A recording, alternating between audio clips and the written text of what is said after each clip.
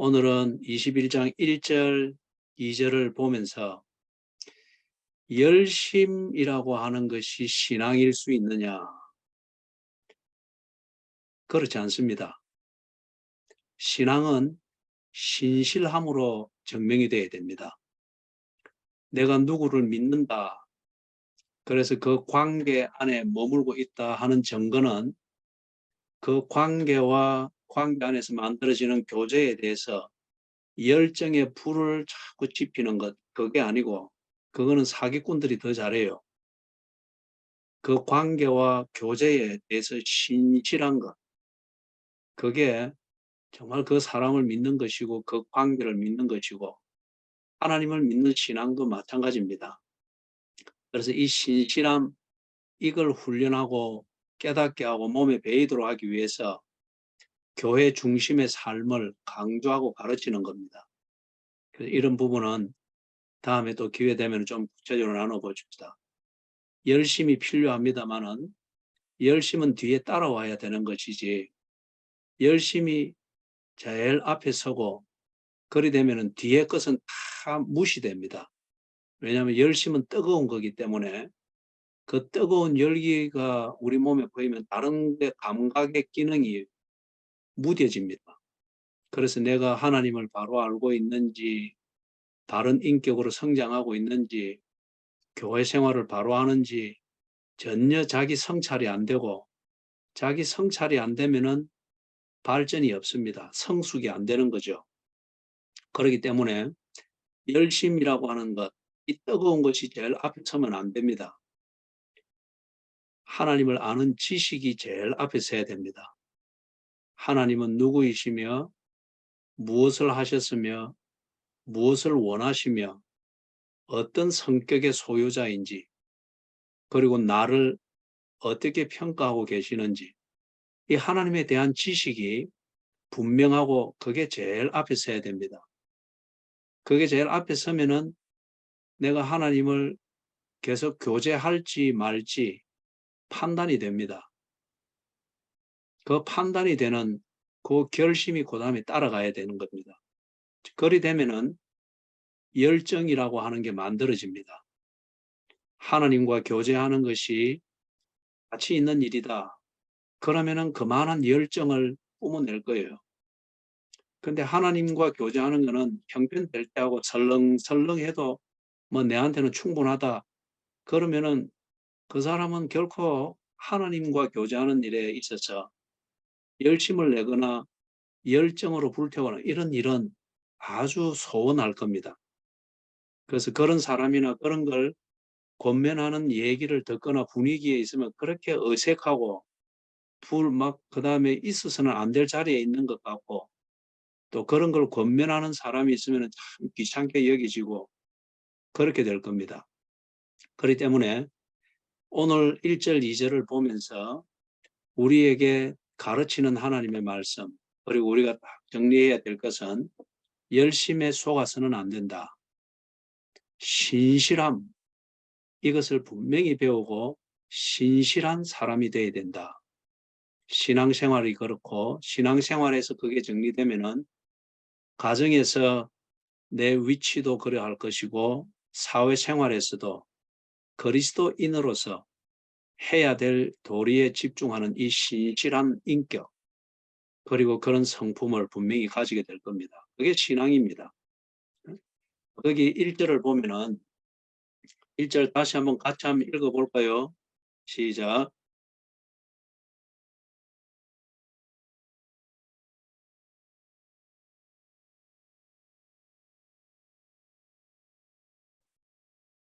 그가 기본 사람을 죽였음이니라 하시니라. 예? 자, 거기 3년 기근이 딱 일어났습니다. 다윗이 지금 이 점에는 다윗이 이제 왕으로서 유다 땅을 통치하는 데 있어서 상당히 이제 노련한 왕입니다. 그런데 산전수전을 다 겪으면서 나라의 평정을 이루고 그리고 통치를 해 나가는데 그런데 어느 때가 떡 되어서 자연재해가 온 거예요. 그런데 한 올해 그리고 내년 뭐 이 정도 기근이면은 그냥 자연재해가 있을 수 있는 일이다 여길 수 있는데, 그리고 견뎌낼 수 있습니다. 그런데 3년째 이게 지속이 되어지니까 이거는 자연이 돌아가는 순환 구조상 이거는 좀 특이합니다. 그래서 다윗이 이 3년 기근을 통해서 이 특이한 현상이 왜 있을까 돌아보게 되어지니까 문제가 보입니다. 그래서 하나님께 물어보았습니다. 하나님, 이 일이 어째서 이리 일어납니까? 자연을 통치하시는 하나님이시니까. 이것을 믿는 믿음으로 다윗이 하나님께 물어봅니다. 그러니 하나님께서 그 문제를 이야기합니다. 이상기온 때문도 아니고 또는 온난화 현상 때문도 아니고 여기는 특별한 이유가 있다고 합니다. 다시 말해서 이스라엘이 하나님과 한 약속을 지킴에 있어서 어느 때부턴가 편리한 대로 생활하고 편리한 대로 하나님과 교제하는 것을 그렇게 해 나가는 것 때문에 하나님과 한 약속에 대해서 신실하지 못했다는 겁니다. 신실하지 못하면서도 그 관계에 머물러 있는 것은 이용하는 겁니다. 그렇기 때문에 이용당하는 당사자는 굉장히 불쾌합니다.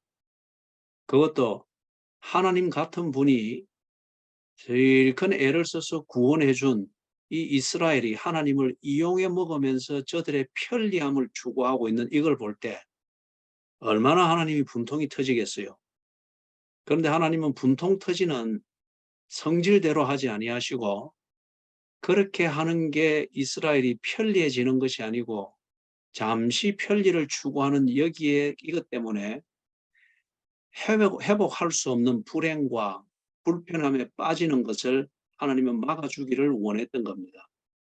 그래서 지금 다윗 같으면 알아들을 수 있고, 그리고 다윗 같으면 지금까지 살아오던 추진력, 그 관성대로 살지 않고 뭔가 돌이켜 생각할 수 있는 사람이기 때문에 하나님이 지금 이 일을 벌린 겁니다. 여러분, 특이한 일이 있고 특이한 현상이 있을 때에 합리적으로 생각을 하십시오. 필요합니다. 이성적으로 판단하십시오. 지극한 상식이죠. 그리고 현실적으로 판단하고 대안을 찾는 것 절대 무시해서는 안 됩니다. 우리의 신앙생활도 현실입니다. 그런데 여러분, 합리주의, 현실주의 이런 것에 빠져서는 안 됩니다. 모든 것이 합리적이어야만이 바로 판단한 것이고 현실적으로 대답이 되어야 계산이 나와야만이 바른 판단을 한 것이다. 그렇게만 믿고 언제나 대안을 찾고자 하는 게 현실주의고 합리주의입니다. 모든 것, 주의가 들어가는 것은 일종의 종교입니다. 합리적이어야 합니다. 그러나 합리주의로 가서는 안 됩니다. 현실적이어야 됩니다.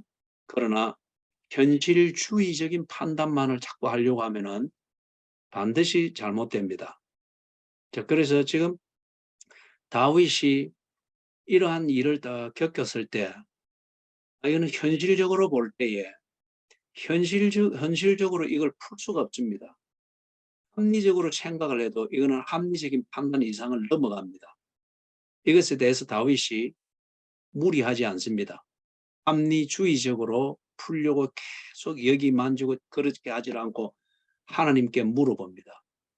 여러분, 여기서 여러분이 반드시 지혜롭기를 바랍니다. 모든 게 이상기후 탓만은 아닙니다. 그리고 모든 게 코로나 이것 때문에 경제적으로 어려워진 것만은 아닐 겁니다. 그리고 모든 게 여러분이 기회를 잘못 만났기 때문에 나는 언제나 이 빚더미에 앉아있다. 꼭 그런 것만은 아닐 거예요. 그게 합리적으로 생각할 수 있는 그 이상을 넘어가는 게 있을 수 있고 현실적으로 도저히 상상할 수 없고 해결할 수 없는 비현실적인 것이 나의 현실을 지배하고 있는 게 있을 수 있습니다. 그럴 때 여러분, 다윗처럼 정신을 차릴 수 있기를 바랍니다. 하나님께 물어야 됩니다.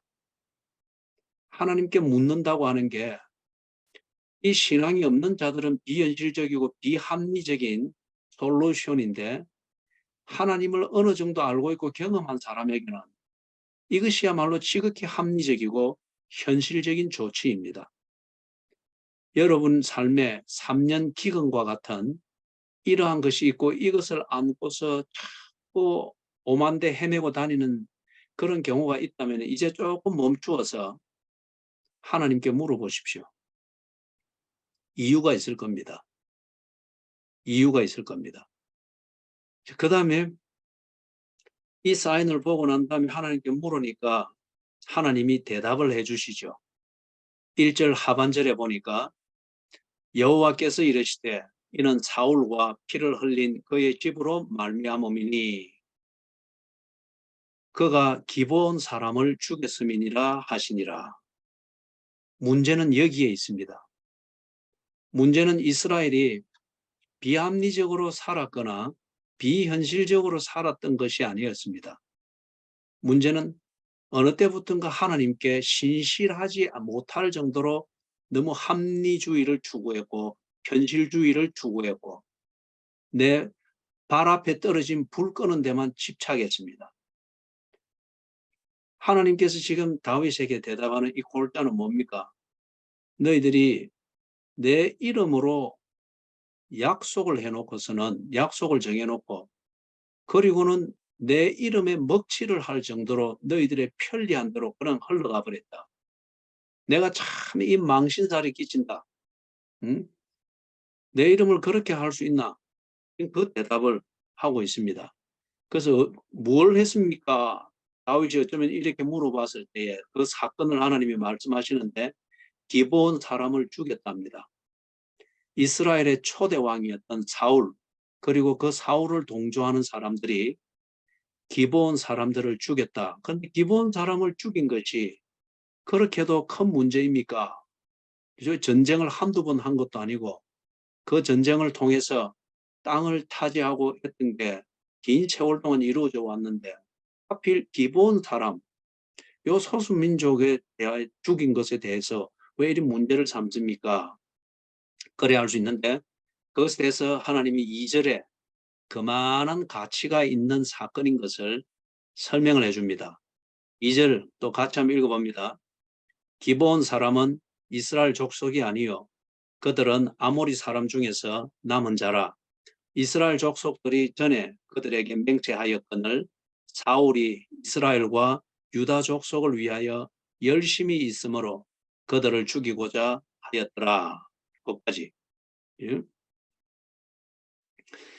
기본 사람을 죽인 것이 왜 큰 문제가 되는가 하는 것을 우리가 이해를 하려면 여호수아서 9장을 좀 보아야 됩니다.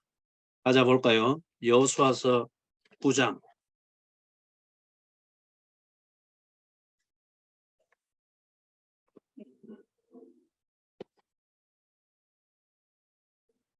여호수아서 9장 3절에서부터 마지막 거기에 나오는 데까지 이스라엘이 가나안 땅에 들어가서 정복 전쟁을 시작하면서 파죽지세로 정복을 해 나갔습니다. 그러는 가운데에 아주 소수 민족이 소수 부족이 가나안 땅에 살고 있었는데 그 소수 부족들 중에 하나가 기브온 족속이었습니다. 이 기브온 족속들이 새로 들어온 이스라엘 이 사람들이 파죽지세로 정복을 해 나가는 것을 알고 그들이 이 소문을 듣고 여호수아를 찾아온 겁니다. 찾아올 때 꾀를 냈어요. 아주 멀리에서 찾아와서 그래서 동맹을 맺으려고 하는 것처럼 그들을 꾸몄습니다. 자기 자신들을 꾸며가지고 여호수아를 찾아갔습니다. 빵도 곰팡이 난 빵, 그 다음에 옷도 헤어지고 신발도 헤어지고 아주 먼 길에서 이스라엘을 찾아온 것처럼 그렇게 꾸미고 가서 여호수아에게 그렇게 동맹을 맺을 것을 부탁을 했죠. 그래서 우리는 아주 멀리서 왔는데 여호와의 소문을 듣고 그리고 여호와의 은혜로 여러분이 하는 것에 대한 소문을 듣고 우리가 살 길을 찾기 위해서 당신들에게 은혜를 입기 위해서 왔습니다. 그러니 우리 부족은 전멸하지 마시고 살려주십시오. 그래서 당신과 우리 사이에 동맹을 맺기를 원합니다. 그 얘기가 지금 쭉 15절까지 그렇게 되어집니다. 그런데 이걸 듣고 난 뒤에 여호수아가 상당히 동정심이 발동했습니다. 눈에 보이는 것과 귀에 들리는 대로 들어보니까 한편은 자기 자신들을 인정해 주니까 굉장히 프라이드가 섰겠죠. 다른 한편으로는 그들을 보니 불쌍했습니다. 그리고 항복하고 들어오는데 이들에게 더 이상 정복에 필요한 그러한 일을 할 필요가 없다라고 여기고 판단했습니다. 여러분, 섣부른 판단을 항상 경계해야 됩니다. 실패하는 사람, 망하는 사람의 특징 중에 하나가 섣부른 판단을 쉽게 만듭니다. 뭐 좋은 말로 하면 기분파라고 해서 사람들의 아주 환영을 받는데 기분파는 언제나 이용당하고 버림을 받는 게 기분파입니다. 신중하셔야 됩니다. 그래서 15절 같이 한번 읽어보겠습니다. 여호수아가 곧 그들과 화친하여 그들을 살리리라는 조약을 맺고 회중 족장들이 그들에게 맹세하였더라. 큰 선심을 베풀었습니다. 다른 한편 이스라엘의 신앙의 관점에서 볼 때, 그리고 이스라엘의 앞으로 미래를 두고 볼 때 이들은 정말 큰 실수를 했습니다. 한번 기분 내는 것 때문에 두고 후회할 일을 만드는 거예요. 예? 여러분, 신앙생활은 기분대로 하는 것 아닙니다. 그리고 하나님이 주신 은혜는 결코 기분이 아닙니다. 그렇기 때문에 감정을 가지고 신앙생활을 하려고 해서는 안 돼요. 그게 무의미한 것은 아닌데 아주 위험합니다. 예? 그런 다음에 16절, 17절 같이 읽어봅니다. 그들과 조약을 맺은 후 사흘이 지났어야 그들이 이웃에서 자기들 중에 거주하는 자들이라 함을 들으니라. 이스라엘 자손이 행군하여 셋째 날에 그들의 여러 성읍에 이르렀으니 그들의 성읍들은 기브온과 거비라와 베롯과 기럇 여아림이라. 17절까지 그를 보았습니다. 다음 날 여호수아가 군대를 이끌고 정복 전쟁을 계속 진행을 해 나가는데, 그런데 딱 보니까 이 기브온 족속 사람들이 보니까 바로 인근에 사는 사람들이단 말이에요. 인근에 사는 사람들. 그리고 그들이 사는 지역을 거기에 이야기를 하고 있죠. 성읍이, 기브온 족속이 거주하고 있는 성읍이 몇 개입니까? 손가락으로 표시를 해 보십시오. 성읍이 몇 개입니까? 4개죠. 예? 성읍이 4개. 근데 그 김영숙 집사님 손을 그리 드는 거는 빠이빠이 잘 가라 그 말이요. 손가락으로 이렇게 표시를 해야지. 그죠? 예. 그 저기 성읍이 4개입니다. 이걸 4개 중에서 한 개는 유다 지파 쪽 남쪽에 있고 나머지 3개는 바로 위에 유다 지파하고 맞대 있으나 북쪽 이스라엘에 속해 있는 베냐민 지파에 속해 있습니다. 그래서 기본 족속이 4개의 성읍에 흩어져 거주하는데, 그런데 이게 크게 흩어진 것이 아니고 그 성읍 4개 중에 하나는 유다 지파 땅에 속하게 되고 다른 3개는 바로 그 지파의 경계를 넘은 베냐민 지파 땅에 속해 있는 거예요. 다 요리되어 있는 겁니다. 자, 요걸 잘 참고를 하셔야 돼요. 이래 되면 이 베냐민 지파를 남쪽 유다 왕국이 다스릴 것인지 북쪽 이스라엘이 다스릴 것인지, 이게 나중에 주도권의 싸움이 될 수가 있습니다. 어떤 정치적 관점에서 보면은. 자, 그런데 이걸 확인하고 난 다음에 그다음에 19절, 20절, 21절 같이 읽어봅니다. 모든 족장이 온 회중에게 이르되 우리가 이스라엘의 하나님 여호와로 그들에게 맹세하였은즉 이제 그들을 건드리지 못하리라.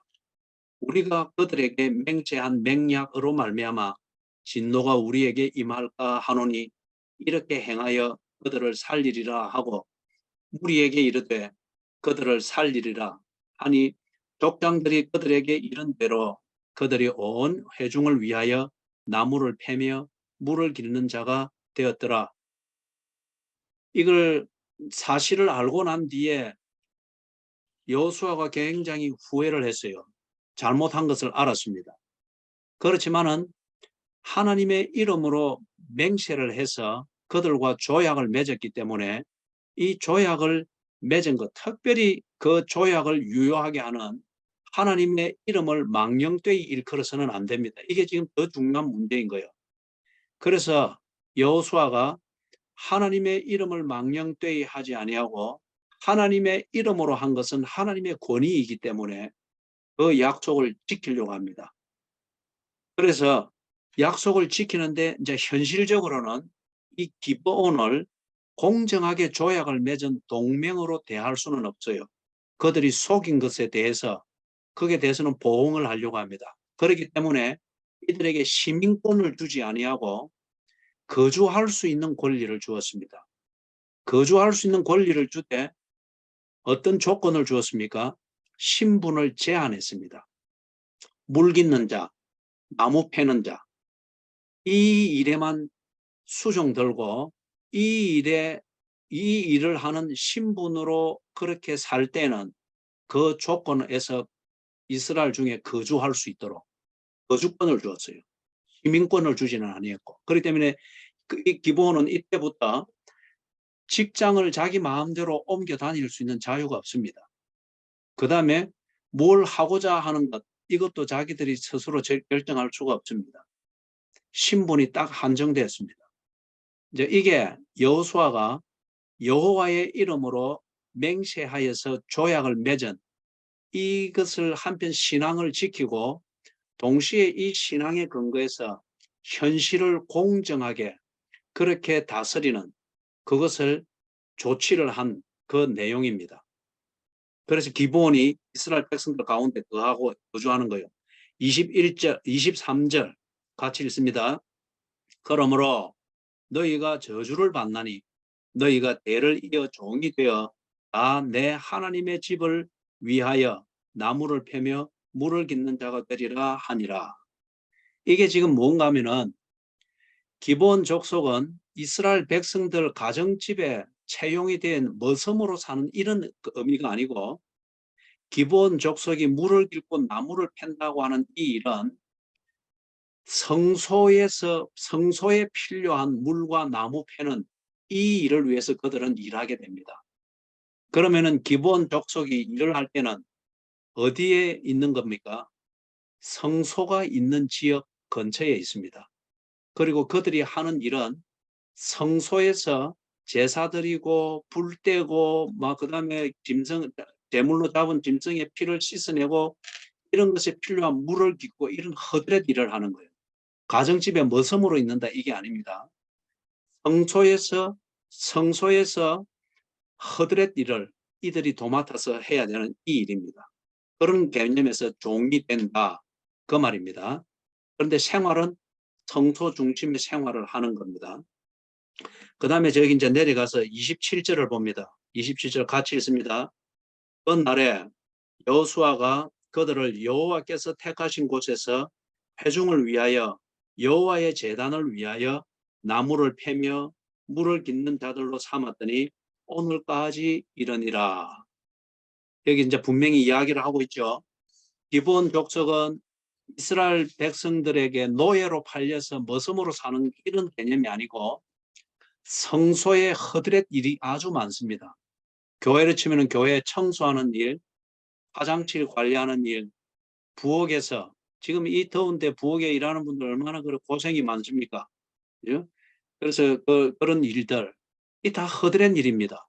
그다음에 교회 관리를 위해서 소방 관리, 이는 또 시설 오면은 땀 흘리면서 시설, 이거 다 허드렛 일이에요. 그죠? 이런 일을 하는데 성소에는 아주 이제 더 험한 허드렛 일이 있죠. 이걸 이제 도맡아서 하는 겁니다. 그런데 여러분, 우리 교회의 높은 상식을 성경 지식에 대한 상식을 먼저 확인을 할 때가 됐죠. 사울이 다윗을 쫓아서 가다가 다윗이 어디에 가가지고 칼과 그 다음에 먹을 떡을 얻었죠. 그래서 자신뿐만 아니라 자기와 함께하고 있는 사람들을 먹여서 기운을 차렸죠. 그것이 어디입니까? 손 들고. 그것이 어디입니까? 예, 예, 그 장소 이름이 어디죠? 그 장소 이름이 놉입니다. 그 장소 이름이 놉. 사무엘상 22장에 보면은 나오죠. 거기서 놉, 거기에 성소가 있었고, 거기에 제사장들이 있었고, 그 다음에 거기에 항상 제사를 드리는 성소의 일이 진행이 되고 있었어요. 다윗이 그곳으로 갔고, 거기서 먹을 것을 구할 때에 그 제사장이 진설병을 주었죠. 항상 그 재단에 차려놓는 그 진설병을 주고 자기와 함께하고 있는 일행이 먹을 수 있도록 많은 떡을 주었습니다. 그리고 거기에 있던 칼까지 주었죠. 이걸 뒤에 추격하던 사울이 알고 노업에 가가지고 분풀이를 했습니다. 그때에 제사장들을 다 죽였습니다. 80명에 이르는 제사장을 다 죽이고 그다음에 제사장들을 죽이면은 누구까지 겸해서 죽였겠어요? 제사장들의 심부름을 하고 있는 이 물 깊고 나무 패고 하는 이 성소의 허드렛 일을 하는 기본 족속 사람들까지 다 죽인 거예요. 예? 다 죽인 거예요. 사울이. 그 다음에 아까 우리가 읽었죠. 기본 이 부족이 흩어져서 거주하는 성읍이 몇 개라고 했습니까? 손가락을 들어서 몇 개?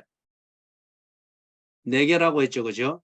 그 중에 하나는 유다 지파에 속해 있고 나머지 3개는 베냐민 지파에 속해 있죠. 그렇기 때문에 유다 지파에 속해 있는 것은 거기 2절에 말하는 것 뭐라고 되어 있습니까? 이스라엘과 유다 족속을 위하여 열심히 있으므로 이랬죠. 그렇기 때문에 유다 지파 쪽 그 땅에 기본 부족이 거주하는 지역이 있었고 그 다음에 북쪽 이스라엘에 속해 있으나 유다 지파 바로 건너편에 있는 베냐민 지파의 세 부족이 있었습니다. 세 성읍에 기본이 살고 있었으니까 이스라엘과 유다에 열심히 있으므로 기본 족속을 싹 멸했다.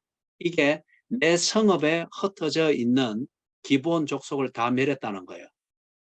그죠? 그렇기 때문에 결과적으로 유다 지파에 거주하는 기본 족속도 멸하고 이스라엘 그쪽에 지역에 거주하는 새 성읍에 거주하는 기본 족속도 멸하고 그래서 이걸 이스라엘과 유다에 열심히 있으므로 유다 족속들에게 열심히 있으므로 지금 이렇게 표현을 했습니다.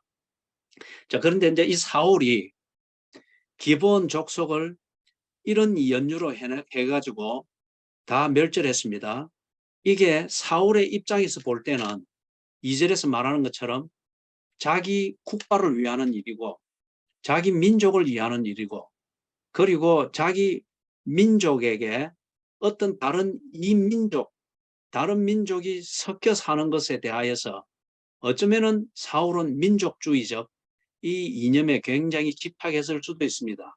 그게 애국이고 자기 민족을 단일 민족으로 보존하는 것이라 뭐 어떤 이런 이념이 자기의 신앙을 대치한 것일 수도 있겠죠. 그렇게 해서 다 죽였습니다.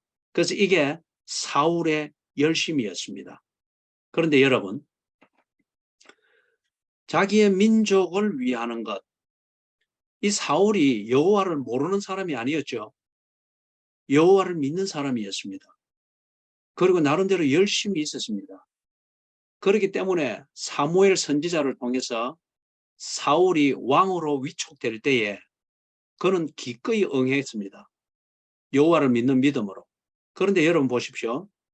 여호와를 믿는 그 믿음 안에 그 믿음을 가지고 실제적으로 사는 사울의 현실은 자기 민족에 대해서 사울이 가지고 있는 개인적 열심, 애국심, 열정 이것으로 지금 끌려가고 있습니다. 여러분 보세요. 사울을 덮고 있는 것은 여호와를 믿는 믿음입니다. 이 안에서 믿음대로 사는 생활은 자기 나름대로 가지고 있는 열심입니다. 그런데 이 열심이 여호와와의 관계에 관련된 것이 아니고 민족에 대한, 그리고 자기가 편애하는 사람에 대한, 그들을 위하고자 하는 열심, 이게 지금 끌어가고 있습니다. 이게 지금 오늘 우리가 예의주시에서 보면서 우리 자신을 성찰하여서 사울과 같이 가고 있으면 빨리 지금 고쳐야 됩니다. 거기에 3년의 기근을 부를 수도 있고, 거기에 또 다른 살육을 행하면서 자기 자신의, 자기 스스로 만든 정의감을 충족시키면서 이걸 자기 자만감에 빠지게 만들 수가 있습니다. 자, 여러분, 여기서 그래서 하나님이 지금 지적하는 게 뭡니까? 사울은 자기 민족을 위해서든지 자기가 하고자 하는 방식대로 사는 데 있어서 불같은 열정이 있고 그대로 실천하는 열심이 있는지 모르지만은 하나님에 대하여서 감각을 잃어버린 사람이다. 내가 하나님 앞에서 바로 하고 있는지, 하나님께 내 뱉은 말에 대하여 신실하게 행하고 있는지, 내 민족과의 관계, 이것보다 더 우선하는 관계, 하나님과 나와의 관계, 사실 이 관계가 어그러지면은 하나님의 은혜로 세워진 민족이라고는 이게 있을 수가 없습니다. 그리고 하나님의 은혜로 내게 주어진 직업인 이스라엘의 왕됨, 이게 있을 성립이 될 수가 없습니다. 근본적인 것은 하나님과 나와의 관계였습니다. 이것에 신실해야 하는데 사울은 이것을 잊을 정도로, 그리고 이걸 잊어버리는 것을 자연스럽게 여길 정도로 자신의 신앙의 관점, 신앙의 감각, 합리적인 어떤 감각, 이것을 무디게 만드는 뜨거운 열심에 그냥 묻혀버린 겁니다. 그러다 보니까 뜨거운 열기대로 열심히 살았지만은 하나님과의 관계의 신실함을 잃어버렸습니다. 그래서 여러분, 열심은 굉장히 위험한 요소를 가지고 있습니다. 한번 기분 내어서 열심히 할 수 있습니다. 내 아니면은 세상 안 돌아간다는 착각 속에서 세상을 짊어지고 가는 히랍신화에 나오는 타이탄처럼 그렇게 열심히 한번 해볼 수 있습니다. 그런데 여러분, 우리가 지금까지 살아오면서 경험했잖아요. 열심으로 다 됐을까? 열심히 부부간에 사랑해 보려고 하는 것 때문에 오늘 우리 한국 사회가 세상이 결혼하면은 채 3년이 안 돼서 두 쌍이 이혼한답니다. 드라마나 이런 걸 보면은 얼마나 열심히 로맨스를 만들어 갑니까? 그런데 결혼 관계라고 하는 것에 대해서 신실하지 못한 열심이 되다 보니까 그 열심에 각자 태워져 버리고 없습니다. 그러다 보니까 한국 사회가 지금 심하게 가정이 무너지고 부모 자식 간의 관계가 무너지고 결혼이 무너지고 있죠. 열심히 사랑하려고 합니다. 열심히 연애하려고 합니다. 그러나 연애 관계, 결혼 관계, 이것에 대해서 신실하지 못한 열심이다 보니까 헤어져 버리고 없단 말이에요. 하나님이 지금 이걸 짚으시는 겁니다. 사울이 열심이 없고 야심이 없고 그 다음에 자기 하는 일에 집중하는 이런 집중력이 떨어지기 때문에 지금 하나님이 이스라엘에게 기근을 내린 게 아닙니다. 분노한 게 아니에요. 신실하지 못하다는 겁니다. 그리 살면은 다음 세대 가서는 기근을 3년 만나는 이것으로는 비교할 수 없을 정도로 무너지고 없다는 겁니다. 예? 그 관계에 신실하지 못하면은 관계가 그를 지켜줄 수 없다는 겁니다. 말씀을 정리하여 맺습니다. 열심, 이것은 신앙과 다른 문제입니다. 신앙은 무엇이냐? 신실한 겁니다. 그렇기 때문에 자주 강조하는 것, 하나님 중심, 성경 중심, 교회 중심으로 자신의 하고 있는 생활과 현실을 살피라고 하는 거죠. 신실하기 위해서요. 열심이 아니고 신실하기 위해서입니다. 신실하자고 하면은 그것에 맞는 열심은 반드시 따라오게 되어 있습니다. 예를 들어서 여러분, 집안에 어머니들이 왜 그렇게 몸이 천근만근이 돼도 일어나서 딸 출근시키기 위해서 이른 새벽에 밥하고 남편 출근시키기 위해서 다림질하고 옷 챙겨놓고 왜 그렇게 해요? 지 몸이 여유가 있어서가 아닙니다. 엄마로서 자식에 대해서 신실하고자 합니다. 가정에 대해서 신실하고자 하는 그 태도입니다. 남편에 대하여서 아내의 본분에 대하여 신실하고자 하기 때문에 몸 안에 암덩어리 같은 고통을 안고 있지만은 그 관계에 신실하기 위하여 일어나는 겁니다. 자기 몸을 극복하는 열심으로 그 역할을 하고자 하는 거예요. 신실함, 하나님과의 관계에 있어서 신실하고자 하는 것, 그게 신앙입니다. 그게 믿음 생활인 거예요. 그래서 여러분, 보고 싶은 여러분, 그리고 늘 해오던 것, 이게 태격 싸우고 다투는 것, 나는 그게 지금 너무 하고 싶어요. 예? 그래 살살 약 올려서 자매간에 싸움 만들고 그래 싸움하는 거 보면서 내 혼자 즐기는 거 이걸 지금 너무 하고 싶은데 이걸 할 수 없는 게 얼마나 억울한지 몰라요. 사랑하는 교인 여러분, 내가 갈 때까지 건강하십시오. 그래서 굳은 소리 해도 슬슬 받아낼 수 있을 정도로 건강하시고 그리고 교회 사랑하는 여러분의 마음처럼 교회를 위해서 헌신하고 굳은 일을 할지라도 몸이 무너지지 않아야 할 정도로 건강관리도 잘 하세요. 그리고 정신력도 잘 관리하셔서 또 이 얄구전 목사가 또 앞에 나타나가지고 혼내고 잔소리하고 막 그래 해도 재밌게 받아 넘길 수 있을 정도로 여러분의 멘탈리티, 정신력도 건강하게 잘 관리를 하세요. 그러면서 무엇보다도 중요한 거는 우리가 서로 만났을 때 신실해야 합니다. 재미로 만나서는 안 돼요. 신실해야 합니다. 그럴 때에 하나님께서 당신에게 신실한 자, 이사야서 26장 3절에 나오는 것처럼 심지가 견고한 자를 평강의 평강으로 지키신다 그랬죠. 신실함을 말합니다.